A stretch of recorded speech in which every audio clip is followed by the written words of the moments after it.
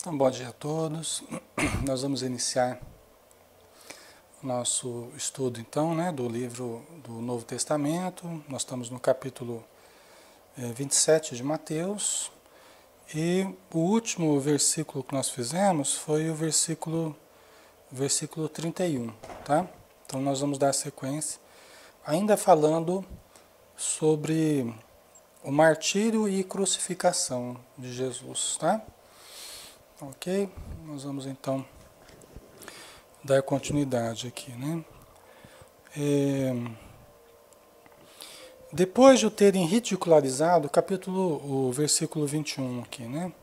Depois de o terem ridicularizado, despiram-no do manto, vestiram-lhe sua veste e o conduziram para ser crucificado.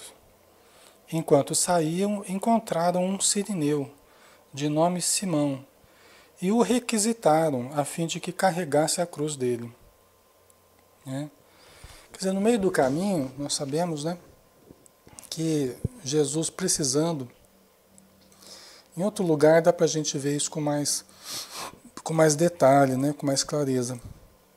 Mas Jesus precisando de ajuda, foi requisitado o sirineu, né, uma pessoa que estava ali por perto, e os soldados romanos então requisitado que ele ajudasse a carregar a cruz, né? Essa pessoa, o sirineu aí, é uma pessoa abençoada, né? Porque você ajudar a carregar a cruz de Jesus, não é para qualquer um, não, né? Emmanuel diz, num dos seus livros do Evangelho, né, que quando ele fala do sirineu, ele fala assim, ele aborda da seguinte forma, ele fala assim, olha, normalmente nós fazemos o bem constrangidos, né? Nós fazemos o bem constrangidos. Nós fazemos o bem ali estimulados por algo negativo, muitas vezes, né? No caso do sirineu, ele foi compelido, ele foi constrangido ali a ajudar. Não foi assim que ele se prontificou espontaneamente, não foi. Os soldados constrangeram ele, né? Isso não tira o mérito dele, vamos dizer assim, né? Foi uma situação, né, que qualquer um de nós veria como muito positiva, né? Ajudar Jesus a carregar a cruz não é para qualquer um. Mas mesmo assim, Emmanuel lembra desse detalhe, né? Que normalmente aqui na Terra nós costumamos fazer o bem constrangidos, né? Então, é bem o exemplo do sirineu aí, né? Constrangidos pela dor, constrangidos pela necessidade, porque se fosse depender de nós mesmos, talvez pouco faríamos. Se nós não necessitássemos o trabalho, se não necessitássemos o estudo, a convivência, talvez nós nem teríamos isso. Não teria programa no Pautar, não teria, né, gravação de nada, não teria reunião mediúnica. O que vai, infelizmente, o que vai nos compelindo é a necessidade, né? Por isso é que nós geralmente não temos aquela vida boa, aquela vida assim muito tranquila, muito florida, não, porque a gente tende a ficar muito acomodado, né, pessoal? Infelizmente o ser humano é assim ainda. Quando a coisa fica muito boa, aí ele se acomoda, né? Porque para que ele vai se perturbar se está indo tudo tão bem, né? Então é por isso que a vida fica colocando desafios para a gente, resolvido alguns problemas surgem outros, para que a gente esteja sempre estimulado a continuar crescendo, a continuar evoluindo, a continuar melhorando, estudando, tentando equacionar os nossos problemas, né? Mas infelizmente ou felizmente somos ainda constrangidos pela dor, né? É a nossa grande amiga ainda, infelizmente. Tem gente que quando a gente fala isso, fala, ah, não, mas a dor, aí reclama da dor. Mas, provavelmente, se a pessoa não estivesse passando pelas dificuldades que estaria muito pior, provavelmente, tá? Espiritualmente, né? A Diana, é verdade, ele não sabia a graça que estava recebendo, né? Verdade. Há pessoas que só leem um livro se for obrigado, né? Às vezes a gente fala assim, olha, pessoal, a gente fala para alguém que está buscando ajuda, fala, é importante você fazer prece, ler, né? A gente ensina a pessoa a meditar, fazer um relaxamento. Aí a pessoa fala assim, mas eu vou ter que fazer isso todo dia agora. Não, não vai ter que fazer todo dia, vai ter que fazer pro resto da vida. Mas é como se fosse um castigo, né? Assim, fazer uma leitura, fazer uma prece como se fosse um castigo, né? Mas vou ter que fazer todo dia agora. Vai ter que fazer. Eu falo assim, não, você não precisa fazer, não. Você não precisa fazer. Ninguém vai te obrigar a fazer. Mas, se você quiser continuar bem, você tem que mudar a sua estrutura de vida, né? Você tem que colocar hábitos novos, né? Porque senão o resultado não muda. A gente não vai ter resultado diferente fazendo tudo igual, né? Tudo sempre igual. Nós temos que ter atitudes novas para ter resultados novos, né? Então vamos lá. Chegando ao lugar chamado Gólgota, que significa lugar da caveira, imagina a vibração do lugar aqui, né? Deram-lhe para beber vinho misturado com fel. Ao provar, ele não quis beber. Depois de o crucificarem, repartiram as suas vestes, lançando a sorte, e assentados ali o guardavam, né? Então aqui já correu a história aqui, já foi crucificado e tal, né? O Evangelho de Mateus ele faz mais resumidamente aqui esse momento. Os outros, né, desenvolvem um pouco mais, né? Então repartiram as suas vestes, né, depois de o crucificar, né? Aí tem aquele filme que eu falei para vocês, né, O Manto Sagrado, né? Não sei se vocês já assistiram, que fala justamente desses soldados aí. Um soldado especificamente que foi o que ganhou na sorte lá a veste de Jesus, né? Ele começou a ter sonhos, a vida dele começou a mudar, tal. E muito bonita a história também. Faz parte dessas grandes produções aí de Hollywood, né? É um filme antigo já, né? O Manto Sagrado, né? Depois vocês pegam aí para assistir. Muito bonito também. E assentados ali, o guardavam. Por cima da sua cabeça colocado a sua acusação, escrita: Este é Jesus, o Rei dos Judeus. Né? O que deixou os judeus muito chateados, né? Deixou os judeus muito nervosos. O fato dos romanos ficarem ironizando, dizendo toda hora que ele era o Rei dos Judeus. Né? Isso porque até hoje, né, eles não entendem, os judeus não entendem Jesus como o enviado, como o Messias, né? Eles não entendem Jesus.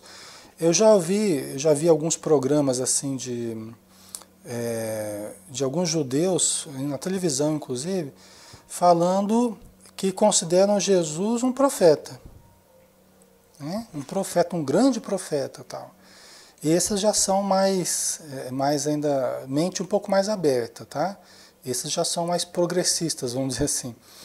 Agora, entendê-lo como o Messias, como aquele de que as profecias falavam, tal, isso eles não entendem, tá? Estão esperando até hoje a vinda daquele que os libertará, vamos dizer assim, né? Então, dizer que Jesus era o Rei dos Judeus, eles não aceitavam, né? E não aceitam, né? Então eram crucificados com ele 2 assaltantes, um à direita, outro à esquerda. Tá? Como é que é? É o Dimas? É o Dimas e o outro, como é que chama mesmo? Não é o Silas, não, né? Eu não lembro agora. Eu sei que o Dimas seria o bom ladrão, né? Chamado bom ladrão, não é assim? Esses 2 ladrões têm um livrinho muito bonitinho que se chama A Convite do Pai. Tá? Um livro que vale a pena ler, assim, sabe? Um livro que tem uma vibração muito especial. A Convite do Pai, da Oneida Terra.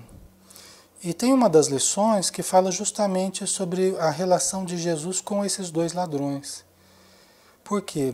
porque já eram pessoas conhecidas, já desde muito tempo ali na região, e Jesus já os conhecia. Tá? Então ela conta a história ali do relacionamento dos dois, dos três aí no caso, né? Jesus com esses dois ladrões aí, porque praticamente cresceram juntos ali na região, né? E Nazaré, né? As imediações ali. E até o final, né? Através da crucificação, né?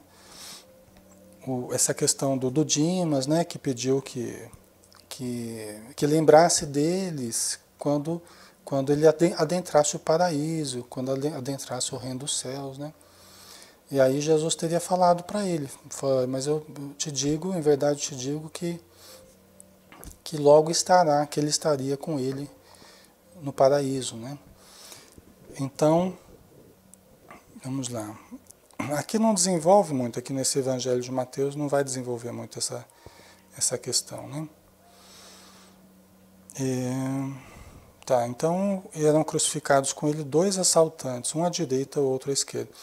Até o Emmanuel, no livro Seara dos Médiuns, quando ele fala aquela lição Obsessão e Jesus e Obsessão, é um dos capítulos da Seara dos Médiuns de Emmanuel, tá? Quando ele fala que Jesus esteve o tempo todo cercado pela obsessão, desde o começo da sua vida até o final. Aí Emmanuel lembra que no final da vida ele ainda se viu crucificado junto a dois cleptomaníacos contumazes, ele diz assim, né? Ou seja, dois obsediados com o problema psiquiátrico, vamos dizer assim, ou psicológico da cleptomania, ou seja, a mania de roubar. Né? Eram ladrões, eram doentes, né? Com mania de roubar. Né? Emmanuel fala dessa forma, fala, no final da vida ele ainda foi crucificado ao lado de dois cleptomaníacos contumazes. Né? Tá? Você vê que o tempo todo ele esteve às voltas com obsessões, obsessores e obsediados. Embora ele não tenha sido nenhuma dessas coisas, nem obsessor, nem obsediado. Né? Pelo contrário, né? Foi a solução aí para todos esses problemas atinentes ao nosso psiquismo. Né? Os transeuntes o insultavam, meneando suas cabeças e dizendo, ó tu que destróis o santuário, edificando-o em 3 dias, salva a ti mesmo. Se és o Filho de Deus, desce da cruz. Né? Então, Jesus, Emmanuel até diz, né, numa das suas lições, a queda de Jesus foi imensa. A queda de Jesus foi imensa. Veja bem, não a queda verdadeira, tá? Não houve uma queda de Jesus, né? Mas socialmente falando, né? Socialmente falando, a queda de Jesus foi imensa. Tá? Ele foi a queda no enxergar da população, no enxergar da sociedade em que ele vivia, a queda dele foi imensa. A desmoralização dele socialmente foi imensa. Tá? E Emmanuel chama a atenção para esse fato. Né? Tá certo que eles entenderam errado esse negócio do templo aqui, né, do santuário, porque Jesus falou que destruí esse templo e eu o reconstruirei em 3 dias. Eu o reconstruo em 3 dias, o templo de Salomão, né, o templo lá de Jerusalém e tal, né, o templo de Salomão. Eu acho que levaram 40 anos para construir, se eu não me engano. E aí o pessoal dava risada, ironizava com essa situação. Principalmente agora que ele estava ali vencido. Ele estava vencido fisicamente, açoitado, humilhado, esbofeteado, né? Ele estava vencido, absolutamente vencido fisicamente, socialmente ali, na matéria ele estava vencido, né? Então ele, quando ele falava do templo, ele não falava do templo de Salomão, ele falava do seu próprio corpo. Quer dizer, destruir esse corpo e eu reconstruo em 3 dias. E foi o que aconteceu com ele voltando espiritualmente, através de uma materialização, ele retornou, reapareceu realmente em 3 dias. Não propriamente com o corpo físico, mas com o seu corpo espiritual. Talvez uma materialização tangível, né? Como a gente tem estudado na doutrina espírita. Tá? Então a queda dele foi muito grande. Por isso que as pessoas, muitos que tinham dúvida, aumentaram mais ainda a dúvida que tinham. Né? Porque já tinham dúvida, já achavam ele meio diferente, meio estranho e tal. E agora ele estava ali crucificado, ele falou que ia salvar todo mundo e não conseguia salvar a si mesmo. Né? Então, eles não tinham a visão de vitória espiritual como a gente tem hoje no Espiritismo. Eles não tinham essa visão, né?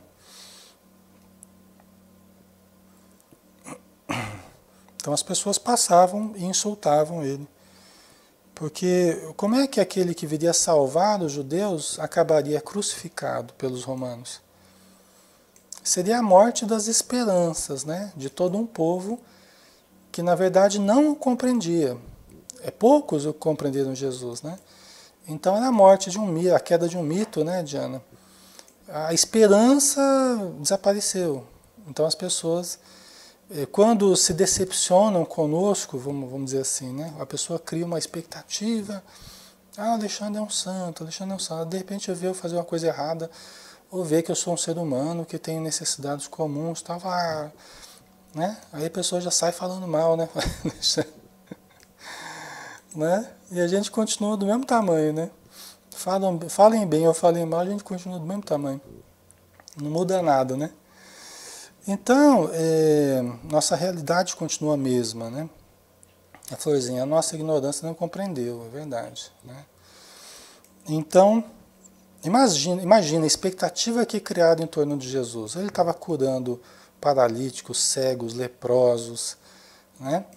Ele estava enfrentando os fariseus, tá? Ele estava ali ao lado do povo o tempo todo, ensinando, mostrando o caminho do reino dos céus, tal. Aí de repente aparece ele lá crucificado, morto, humilhado, né? Então era uma queda imensa, né? Só que na verdade não era uma queda real, né? Jesus, justamente aí é quando ele mais se agigantou aos nossos olhos, né? Ó tu que destróis o santuário, edificando-o em 3 dias, salva a ti mesmo. Se és o Filho de Deus, desce da cruz. Já pensou se Jesus tivesse descido da cruz para brigar com o pessoal lá? A gente certamente não estaria falando dele hoje aqui, né? De forma semelhante, os sumos sacerdotes, com os escribas e anciãos, zombando, diziam: salvou outros, a si mesmo não pôde salvar. É rei de Israel. Desça agora da cruz e creremos nele. Né? Quer dizer, os fariseus ainda pediam um sinal, né? Falaram, você desce da cruz então, e nós vamos acreditar em você, né? Aí sim nós vamos acreditar. Mas Jesus não deu esse sinal, porque era o sinal do capricho, né? Porque eles, caprichosos, eles sabiam que Jesus era, né, quem ele dizia que era. Eles intuíram pelo muito que Jesus fez, só que eles não queriam aceitar, eles não queriam deixar do poder e mudar as suas vidas, né? Então eles tentavam se convencer do contrário, né? Confiou em Deus. Se Deus quiser, que o livre agora, pois disse, sou filho de Deus. Do mesmo modo, também os assaltantes que foram crucificados com ele o injuriavam. Né? Então, todos estavam ali zombando dele, né? Se ele estava se dizendo filho de Deus, que Deus tirasse ele então, né, da cruz. Por quê? Porque o tempo todo os judeus sempre foram de fazer esses desafios, né? Faziam oferendas, e qual que é o Deus maior? É o nosso Deus dos judeus, o Deus dos filisteus, e sempre gostaram desses sinais, tinha que haver sinais materiais, sinais inequívocos do poder de Deus, né? Então, essa tendência ainda de materializar a fé, né? E hoje, graças a Deus, o Espiritismo vem espiritualizar a nossa fé, né? Vem sublimar a nossa concepção de fé, né? Isso é muito importante.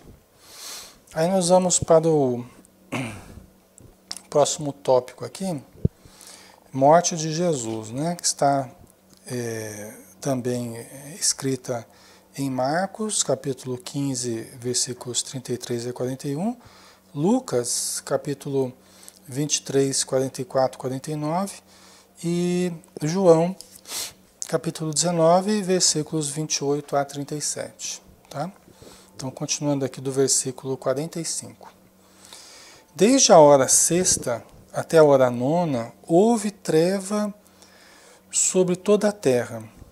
Por volta da hora nona, bradou Jesus em alta voz, dizendo: Eli, Eli, lema sabachthani. Né? Isto é, meu Deus, por que me abandonaste? Que isso é uma referência, é uma referência ao Antigo Testamento, tá, pessoal? Porque não teria sentido Jesus falar de um abandono de Deus, né? Seria ele pensar da mesma forma que os outros estavam pensando, como se ele estivesse ali vencido, abandonado, né? Não estava sob o cuidado de Deus, né? E não era isso, né? Não era isso que Jesus estava falando. Ele estava recitando o Antigo Testamento, tá?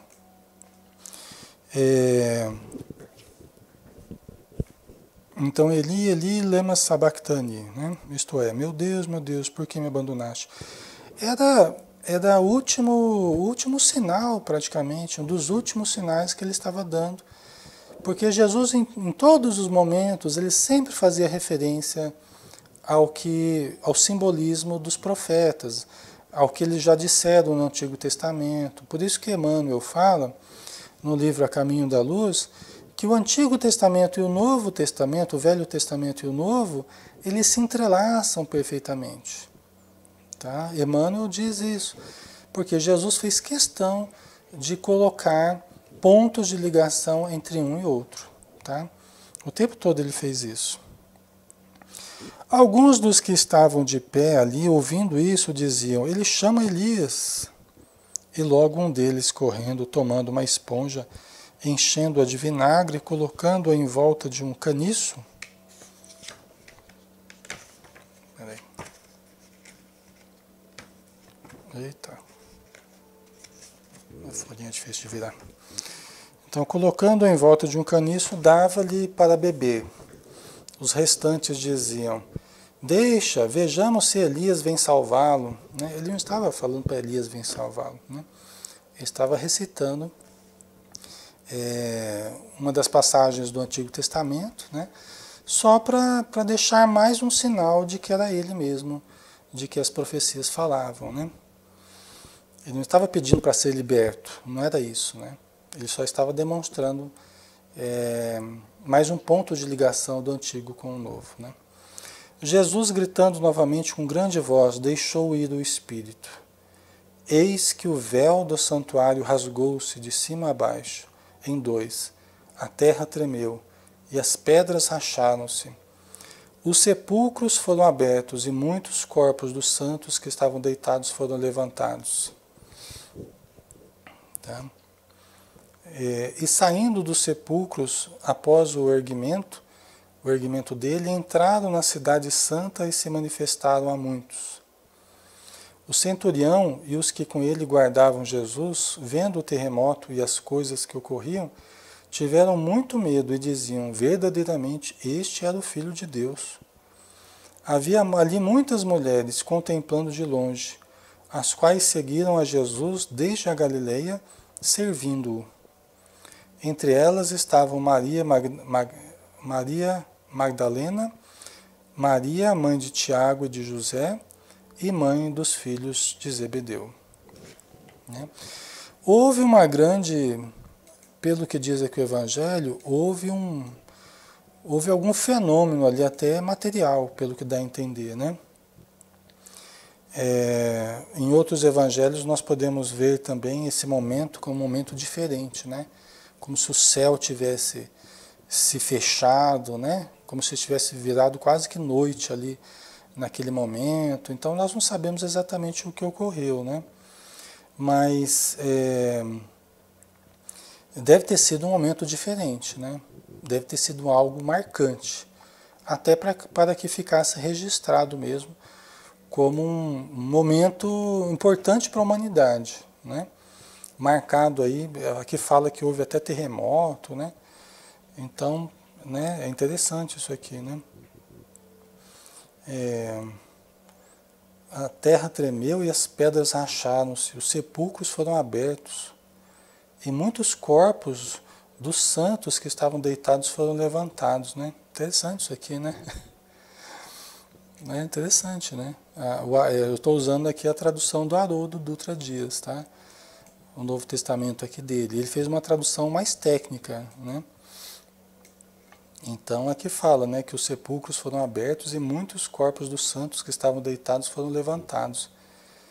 E saindo dos sepulcros, após o erguimento dele, entraram na cidade santa e se manifestaram a muitos. Interessante isso aqui, né? Interessante a gente observar. A gente não sabe direito o que ocorreu, mas olha só, né? Aqui provavelmente se trata de um simbolismo, né? Os sepulcros foram abertos e muitos corpos dos santos que estavam deitados foram levantados. Aqui provavelmente corpos não está dizendo propriamente o corpo físico, provavelmente, tá, pessoal? Né? E saindo dos sepulcros após o erguimento dele, entraram na cidade santa e se manifestaram a muitos. Então, esse se manifestado a muitos provavelmente faz referência a algo espiritual, não propriamente físico. Acho que esse manifestaram aqui, ele dá uma outra entonação para esse versículo, né? Então, nós não sabemos que fenômeno que ocorreu, né? Mas, pelo jeito, ocorreu alguma coisa física, ali a terra tremeu, alguma coisa aconteceu, mas também houve um fenômeno espiritual, né? De mediunidade, dos espíritos se manifestarem em várias pessoas, né? É o que está dizendo aqui, saindo dos sepulcros após o erguimento dele, entraram na cidade santa e se manifestaram a muitos, né? Então essa é a impressão que dá, que houve um fenômeno material, espiritual ali após a morte de Jesus, né? Talvez uma enxurrada ali de a presença da espiritualidade se manifestando em vários pontos, né? O centurião e os que com ele guardavam Jesus, vendo o terremoto, quer dizer, teria havido um terremoto, e as coisas que ocorriam, tiveram muito medo e diziam, verdadeiramente, este era o Filho de Deus. Né? Então, eu acho que eles tinham preparado mesmo para a morte de Jesus, eu acho que eles tinham preparado alguma coisa mais radical mesmo, para marcar esse momento e para dizer, para que todos realmente tivessem certeza de que foi algo muito diferente que ocorreu, algo muito sério que foi feito, né? Que foi feito, que realmente mataram alguém extremamente importante, é o que dá a impressão aqui, né, pessoal? E havia ali muitas mulheres contemplando de longe, as quais seguiram a Jesus desde a Galileia, servindo-o. Entre elas estavam Maria Magdalena, Maria, mãe de Tiago e de José, e mãe dos filhos de Zebedeu. Né? Maria, mãe de Tiago e de José, eu creio aqui que no caso é a mãe de Jesus, né? Porque Jesus tinha outros irmãos, né? Maria Magdalena, porque nós sabemos que Maria estava perto ali de Jesus, né? Maria Magdalena, nós sabemos que também, né, era uma obsediada que depois Jesus tratou, diz que haviam 7 espíritos ligados ao sexo, né, envolvendo ela, e ela foi uma das pessoas mais beneficiadas por Jesus. E a mãe dos filhos de Zebedeu.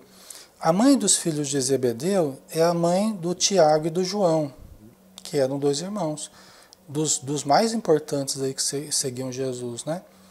é aquela que pediu para Jesus colocar um à sua esquerda e outro à sua direita lá no reino dos céus, né? E que Jesus teria falado, olha, mas será que eles estão prontos? Será que eles estão prontos para beber do cálice que eu hei de beber?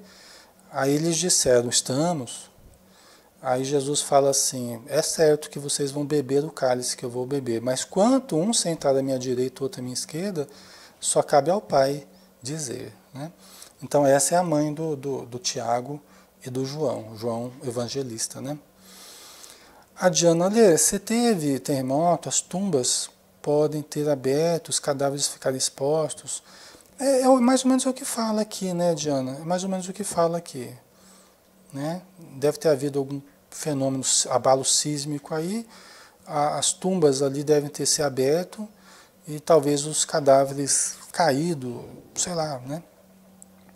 Porque eles enterravam de uma forma diferente ali, né? Não era no chão, não era ali embaixo, era na própria rocha. Eles escavavam na rocha e colocavam uma pedra na frente, né?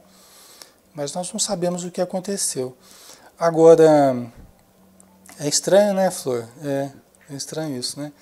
Mas é interessante. Ficava em grutas, né? Nós não sabemos exatamente como ocorreu isso que o evangelista fala aqui, né? Agora, pelo que dá a entender, houve um fenômeno espiritual, em que os espíritos se manifestaram a muitos em Jerusalém. Isso dá a entender bem aqui também. Tá? Aqui não creio que tenha acontecido como o incidente de Antares lá, né, do Érico Veríssimo. Né? Eu não creio que foi isso que aconteceu, né, o incidente de Antares aqui, né? Que o pessoal começa a levantar dos túmulos e fica aquele bando de zumbi assim andando pela cidade, né? Que é uma comédia, né? Retratando de uma forma jocosa essa questão da morte, né? Da vida e tal. Eu não creio que foi um incidente de Antares ali, não creio, né? Mas foi algo interessante que deve ter acontecido. Nós não sabemos exatamente o que, né? Vamos ver se a gente termina aqui. Falta pouco para a gente terminar o capítulo 27, tá? Vamos dar uma continuidade aqui. São apenas conjecturas, né? Nós não temos comprovante de nada, nós não temos recibo de nada, nós não temos... Eu não tenho quem possa dizer, foi isso que aconteceu, foi aquilo que aconteceu. Tinha que chamar o próprio Jesus aqui para perguntar o que aconteceu mesmo, né? Ou teria que a gente ter acesso aos arquivos da espiritualidade, com os registros históricos que ficam gravados na própria vida, no psiquismo, né? Os registros acásicos, né? Para a gente saber exatamente o que aconteceu, né? Então são apenas conjecturas que a gente faz. Qualquer pessoa, por mais certeza que ela tenha o que tenha ocorrido, e fale em palestras ou escreva em livros, são apenas conjecturas, né? Nós teríamos que chamar os evangelistas aí para perguntar, chamar a população para fazer uma investigação, fazer um CSI aí, né? Porque de outro modo, pessoal, né, são apenas teses aí, né? Então vamos lá, o sepultamento, né? Versículo 57.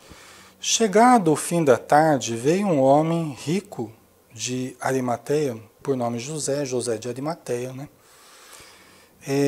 Que também se tornou discípulo de Jesus. Este, aproximando-se de Pilatos, pediu o corpo de Jesus. Então Pilatos mandou que lhe fosse entregue. E José, tomando o corpo, envolveu-o num lençol de linho fino, limpo. Colocou-o em um novo sepulcro, que era dele, que escavou na rocha. Rolando uma grande pedra para a porta do sepulcro, afastou-se. E estavam ali Maria Madalena e a outra Maria, sentadas diante do sepulcro. Tá? Então, pessoal, o José de Arimateia, essa é uma das informações que a gente tem, né? Ele teria pedido ao Pilatos, né, para ficar com o corpo de Jesus e colocado num túmulo que era dele, né? Essa questão do corpo de Jesus é uma polêmica, né? E aí surgem as conjecturas mais variadas, né? Existe uma grande polêmica aí, porque conforme a tradição aí, depois não achado mais o corpo de Jesus, né? Então isso deu margem para que se achasse que Jesus voltou depois em corpo e também que ele ascendeu em corpo para o plano espiritual, para o céu, né? Porque não acharam mais o corpo dele materialmente. Mas nós não sabemos o que aconteceu, pessoal. Nós não sabemos, né? Se tiraram de um lugar e levaram para o outro, né? São coisas que os evangelhos não falam exatamente o que houve, né? O que aconteceu é que depois Maria Madalena chegou lá o túmulo estava aberto e ela chegou lá e não encontrou mais o corpo de Jesus, né? Então isso deu margem, acredito que é muita polêmica, né? Então aqueles que têm um pensamento mais materializado em termos de crença acreditam que Jesus voltou em corpo. Acreditam que Jesus voltou em corpo, né? E também que ele ascendeu no final de todo o período que ele voltou de novo para conversar com os discípulos, após a morte dele, ele teria voltado com o corpo, e depois também a ascensão de Jesus foi em corpo, foi para o plano. Mas isso não é, né, pessoal? Isso não é o que aconteceu. O corpo, uma vez que não tenha mais vida, ele não vai voltar a ter vida. Tá? Jesus não veio para revogar as leis divinas, né? E também isso não tem lógica, né? A pessoa ascender fisicamente para onde? Entendeu? Vai para outro planeta, vai para, né? Isso não tem lógica, não tem sentido. Agora, o corpo ter ficado aqui na Terra, enterrado em algum lugar, ou sendo cremado, né? Alguma coisa aconteceu com o corpo de Jesus. E ele ter ido espiritualmente, isso não diminui nada Jesus. Isso não diminui o poder de Jesus, não diminui a sua evolução, não diminui nada. Jesus não perde nada de ter ido espiritualmente para a região espiritual, né, superior, né, de onde ele nos ama, nos cuida, né? Então, isso eu acho mais lógico, porque isso é o que acontece todos os dias. As pessoas morrem fisicamente e vão, né, para um lugar espiritual, né, ou permanecem junto conosco e nós não os vemos. Tá? Agora, a ascensão física de Jesus é complicada da gente. Do mesmo jeito que tem muita gente esperando que agora, nessa fase de transição, as pessoas comecem a sumir, né? O arrebatamento, né? Tem muita gente esperando que agora, nessa fase de transição, as pessoas comecem a sumir. Porque está escrito que vai haver o arrebatamento. Então, fisicamente, né, as pessoas vão começar a sumir. Não é o que vai acontecer, né, pessoal?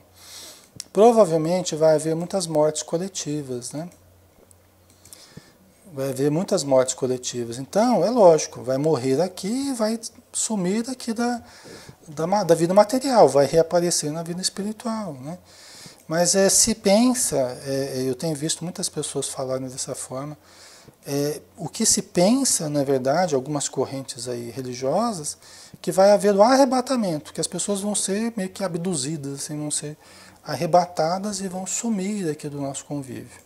Desaparecer fisicamente mesmo, né? Tem muita gente que gostaria de sumir, né, Florzinha? Mas não acredito que isso vá ocorrer dessa forma não, tá? Tem muita gente querendo sumir. Ai, que vontade de sumir, que vontade de desaparecer, né? Mas não acredito que isso vá ocorrer dessa forma não, tá? Vocês entendem? É esse raciocínio, né? Está meio que ligado aqui essa questão do corpo de Jesus. É o que se pensa ainda hoje, né? Ok, então estava ali Maria Madalena e outra Maria sentadas diante do sepulcro, né?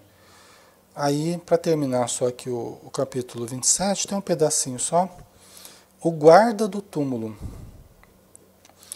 Versículo 62. No dia seguinte, que é o dia depois da preparação, a preparação diz respeito ao dia anterior ao sábado, no qual deveriam ser realizados todos os preparativos do Sabá, né?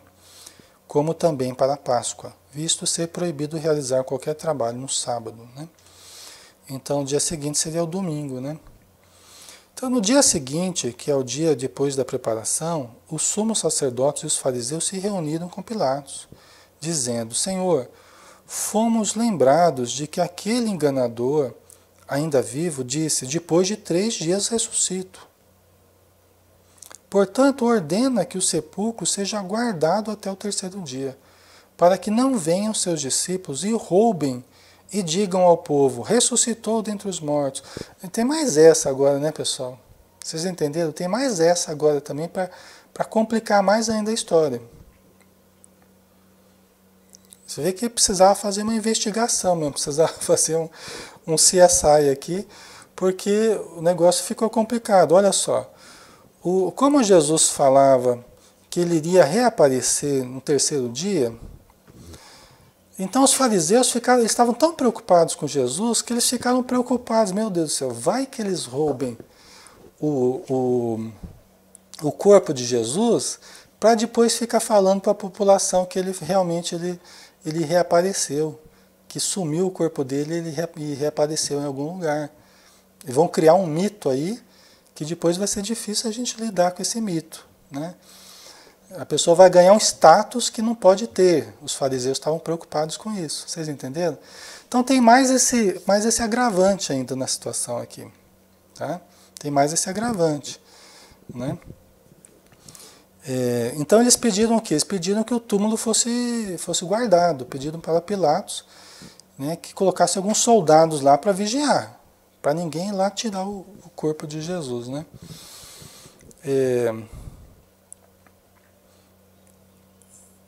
O último engano será pior que o primeiro, né? Quer dizer, os fariseus falando, né? Quer dizer, esse aí nós criaríamos um problema maior do que o primeiro, né? Disse-lhes Pilatos: tendes uma guarda, ide, guardai-o como sabeis fazê-lo. Indo, guardaram o sepulcro, selando a pedra com a guarda. Tá? Então eles teriam ido lá, levado realmente um guarda, né? E o guarda teria, né, feito ali a vigilância, né? Aqui provavelmente, pela sequência, provavelmente eles guardaram o túmulo que, né, se a gente for analisar a sequência, eles teriam guardado o túmulo que o José de Arimateia preparou, porque pelo jeito eles tiraram de um túmulo e levaram para o outro. Só se eles ficaram guardando aquele túmulo que já estava vazio e Jesus teria sido levado para o túmulo de José de Arimateia. Mas aí seria contra a sequência da história aqui, vocês entenderam? Aí tem que chamar o guarda, né, Diana? Tem que chamar o guarda para saber o que aconteceu, né? Isso só em reunião mediúnica que nós vamos poder resolver esse negócio aqui. Tá? A gente está brincando, né? É lógico que com todo o respeito aqui a Jesus e tudo que ocorreu, né? A questão não é essa. Mas até para a gente entender, né? A gente está tratando de uma forma lúdica, assim, até para a gente... Porque é meio complicado isso aqui, né? Para a gente ir entendendo, conversando e entendendo o que aconteceu, tá? Mas vai ter que chamar o guarda aqui, porque realmente... Depois nós vamos ver, na semana que vem, nós já estamos no nosso horário, né? Aí nós vamos ver a sequência. As mulheres visitam o túmulo, né? E vamos ver o que aconteceu aí com as mulheres que visitaram o túmulo, tá? Vamos ver o que aconteceu na sequência aí dos próximos capítulos, tá? Nós vamos dar uma paradinha aqui então no versículo 66 do capítulo 27, quando o guarda foi guardar o túmulo lá, tá? Aí na semana que vem a gente continua do capítulo 28. Mas é interessante, né? Quando a gente para pegar assim, a gente para ler frase por frase, tentar entender a sequência da história ali, é muito interessante, né? A gente vê que a gente passa batido geralmente por essas questões e a gente não analisa direito, né? A gente costuma analisar o aspecto moral apenas, né? E tem muita coisa que passa desapercebido para a gente, né? Lógico que o aspecto moral é o mais importante de tudo, né? Mas é interessante também a gente entender alguns detalhes aí da vida de Jesus, né? Ok, pessoal, vamos dar uma paradinha aqui. Eu agradeço a todos pela presença, pela ajuda na área de texto, tá? E semana que vem a gente está de volta, se Deus quiser, tá? Então, um grande abraço. Fiquem com Deus, pessoal. Até mais.